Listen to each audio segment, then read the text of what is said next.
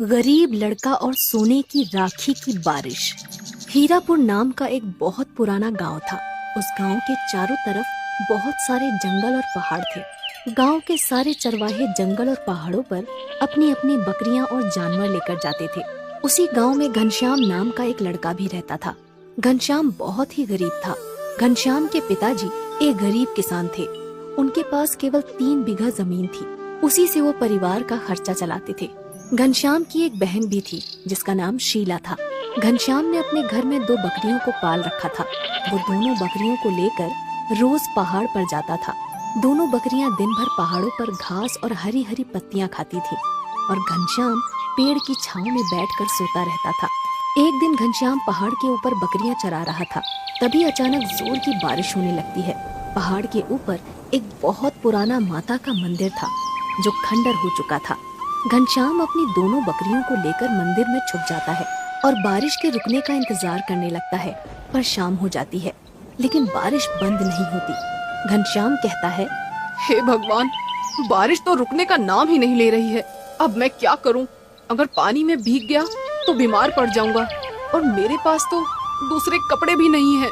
घनश्याम बहुत गरीब लड़का था। उसके पास केवल एक जोड़ी कपड़े थे। उसी से वो अपना काम चलाता था और इस तरह बारिश बंद होने का इंतजार करते करते रात हो जाती है। खंडर हो चुके मंदिर के अंदर बहुत सारी लताएं लगी हुई थीं। घनश्याम पेड़ की लताएं तोड़कर अपनी दोनों बकरियों को मंदिर के अंदर बांध देता है और वहीं नीचे जमीन पर लेट जाता है। थोड़ी देर बाद घनश्याम को नींद आ जाती है और वो सो जाता है। रात में घनश्याम एक सपना देखता है। बारिश का महीना शुरू हो चुका था। एक दिन घनश्याम के पिताजी घर में घनश्याम से कहते हैं, बेटा घनश्याम, बारिश शुरू हो चुकी है और अभी तक खेतों में बुआई नहीं हुई है। घर में कुछ पुराने बीज रखे हैं, तो मेरे साथ खेत पर चलो, हम दोनों मिलकर बुआई कर देंगे। लेकिन पिताजी, दोनों बकरियां सुबह से भूखी हैं और उन्हें लेकर जंगल में भी तो जाना है। तब घनश्याम के पिताजी कहते हैं, आज बकरियां चराने शीला चली जाएगी, तुम मेरे साथ खेत पर चलो। घनश्याम अपने पिताजी की बात मान लेता है और उसके बाद दोनों बाप बेटे बीज लेकर खेत की तरफ चल पड़ते हैं। रास्ते में चलते हुए घनश्याम के पिताजी घनश्याम से कहते हैं, बेटा, कुछ दिनों बाद रक्षाबंधन का त्योहार आने वाला है। हर बार की तरह इस बार भी रक्षाबंधन का त्योहार ऐसे ही निकल जाएगा। तब घनश्याम कहता है, तो क्या हुआ पिताजी, हमारे पास पैसे नहीं हैं, लेकिन हम खुश तो हैं। इस तरह बात करते करते दोनों बाप बेटे अपने खेत पर पहुंच जाते हैं। दोनों दिन भर मेहनत करके खेत की बुआई करते हैं और शाम को वापस अपने घर लौट आते हैं। घर पहुंचते ही घनश्याम के पिताजी आवाज लगाते हैं, शीला, अरे ओ शीला, बेटा एक गिलास पानी तो लाना। लेकिन अंदर से कोई जवाब नहीं आता। तब घनश्याम के पिताजी घनश्याम से कहते हैं, बेटा अंदर जाकर देख, शायद शीला रसोई में होगी। घनश्याम अंदर जाकर देखता है लेकिन घर में शीला नहीं थी और दोनों बकरियां भी नहीं थी। घनश्याम तुरंत दौड़कर बरामदे में आता है और पिताजी से कहता है, पिताजी, शीला अभी तक जंगल से बकरियां लेकर नहीं आई है और थोड़ी देर में रात होने वाली है। मैं जंगल जाकर देखता हूँ। जाओ बेटा, लेकिन जल्दी आ जाना। इसके बाद घनश्याम भागता हुआ जंगल में पहुँच जाता है और शीला को ढूंढने लगता है, लेकिन उसे शीला कहीं नजर नहीं आती।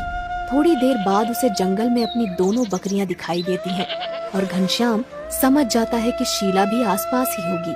तभी अचानक घनश्याम की नजर एक पेड़ के नीचे पड़ती है। शीला वहाँ बेहोश पड़ी हुई थी। घनश्याम तुरंत उसके पास जाकर देखता है तो उसके पैर में सांप के काटने का निशान था। शीला, उठो बहन, तुम्हें क्या हो गया है? घनश्याम की आंखों से आंसू निकलने लगते हैं।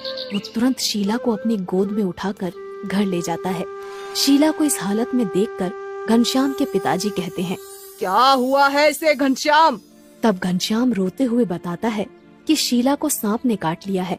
घनश्याम के पिताजी तुरंत दौड़ते हुए गांव के वैद्य के पास जाते हैं। वैद्य तुरंत आकर शीला का इलाज करता है और घनश्याम के पिताजी से कहता है, अब घबराने की कोई बात नहीं, थोड़ी देर में इसे होश आ जाएगा। मैं एक जड़ी बूटी दे रहा हूँ, रात को दूध के साथ मिलाकर पिला देना इसे। इसके बाद वैद्य वहाँ से चला जाता है। थोड़ी देर बाद शीला को होश आ जाता है और वो घनश्याम के गले लगकर रोने लगती है। घनश्याम शीला से कहता है, आज के बाद तुम कभी अकेले जंगल नहीं जाओगी। दोनों भाई बहन का प्यार देखकर पास में खड़े घनश्याम के पिताजी की आंखों में आंसू आ जाते हैं। अगले दिन घनश्याम दोनों बकरियां लेकर जंगल की तरफ निकल पड़ता है।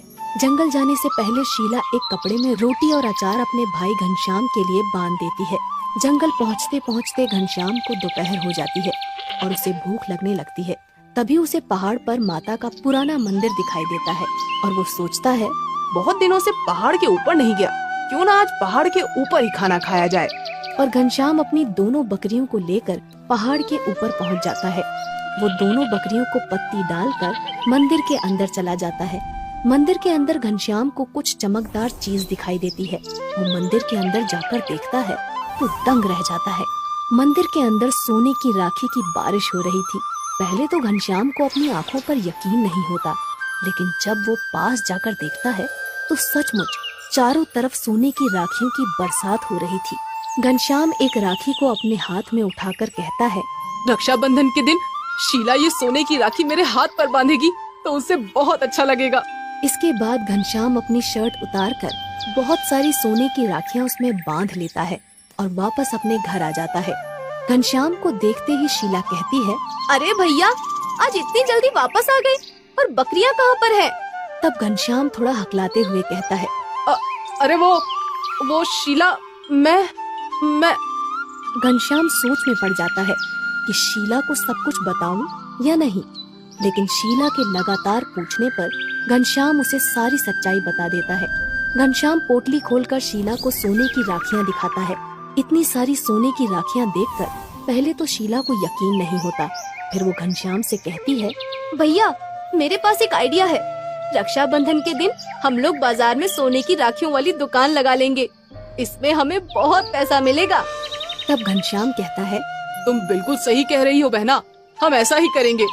थोड़े दिनों बाद रक्षाबंधन आ जाता है और घनश्याम बाजार में अपनी दुकान लगा लेता है। सोने की राखियां बाजार में बहुत महंगी बिकती हैं और घनश्याम ढेर सारा पैसा कमा लेता है। ये त्योहार घनश्याम और उसके परिवार का सबसे अच्छा त्योहार था। इसके बाद घनश्याम हर साल रक्षाबंधन के दिन सोने की राखियां बेचकर खूब पैसा कमाता है और जब राखियां खत्म हो जाती है तो दोबारा से पहाड़ के ऊपर जाकर उसी पुराने मंदिर से राखियां ले आता है। इसी तरह सोने की राखी वाली बारिश से घनश्याम बहुत अमीर आदमी बन जाता है और वो अपने पिता और बहन के साथ खुशी खुशी रहने लगता है। तभी अचानक घनश्याम की नींद खुलती है। सुबह हो चुकी थी और बारिश भी बंद हो चुकी थी। घनश्याम अंगड़ाई लेते हुए कहता है, क्या था? सोने की राखी की बारिश? काश ऐसा हो जाए। इसके बाद घनश्याम अपनी दोनों बकरियां लेकर वापस अपने घर चला जाता है।